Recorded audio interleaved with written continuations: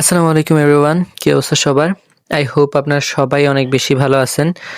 আপনারা জানেন bridal season চলতেছে। তো আমাদের পেজ থেকে আপনারা ব্রাইডাল এবং নন ব্রাইডাল অবশ্যই বুকিং করতে পারেন, সেমি ব্রাইডালও বুকিং করতে পারেন। তবে ব্রাইডাল এবং নন ব্রাইডালের মধ্যে আমাদের পেজ থেকে অনেক অনেক অনেক ডিসকাউন্ট পেয়ে যাবেন আশা করি।